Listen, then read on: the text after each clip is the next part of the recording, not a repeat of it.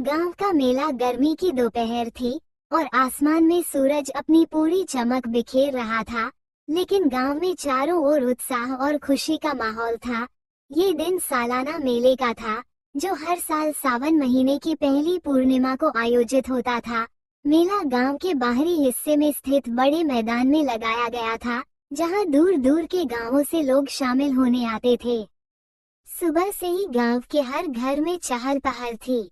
बच्चे नए कपड़े पहनकर तैयार हो रहे थे और उनकी आंखों में मेले की उमंग झलक रही थी। महिलाएं रंग बिरंगी साड़ियां पहनकर सजी धजी थीं और पुरुष अपनी पगड़ी और धोती को बड़े गर्व से बांध रहे थे। मेला सिर्फ एक त्योहार नहीं, बल्कि गांव की परंपरा और संस्कृति का प्रतीक था। जैसे ही सूरज ने थोड़ी नरमी दिखाई, लोग मेले की ओर जाने लगे।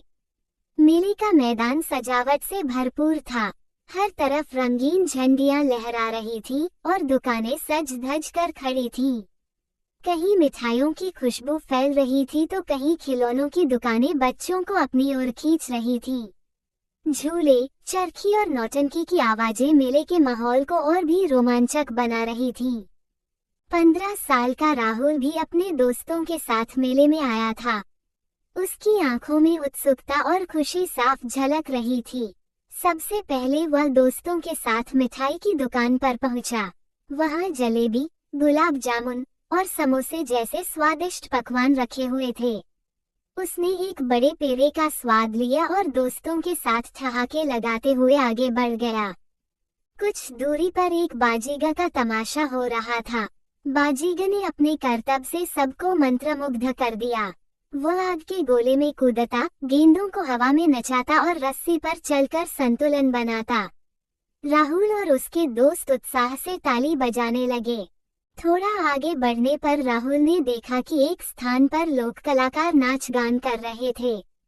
ढोल और बांसुरी की मधुर धुन पर पारंपरिक नृत्य देखकर हर कोई मंत्रमुग्ध था। गांव के बुजुर्ग अपने पुराने दिनों की यादें ताज़ा कर रहे थे, जबकि युवाओं के पैर अपने आप थिरकने लगे।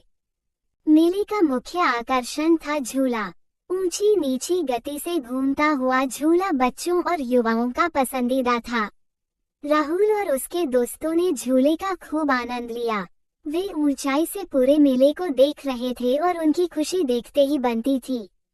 शाम होते होते मेला अपने चरम पर पहुंच गया।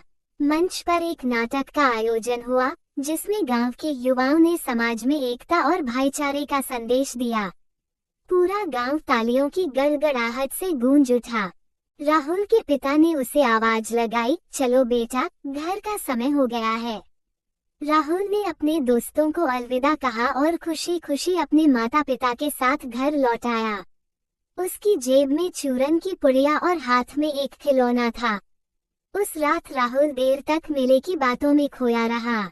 वो हर साल इस दिन का इंतजार करता था, क्योंकि मेला न सिर्फ आनंद का अवसर था, बल्कि अपने गांव की मिट्टी, संस्कृति और परंपराओं से जुड़ने का एक माध्यम भी। गांव का मेला केवल एक आयोजन नहीं था, यह एक ऐसा पल था जो सबको जोड़ता और खुशियों के रंग बिखेरता था।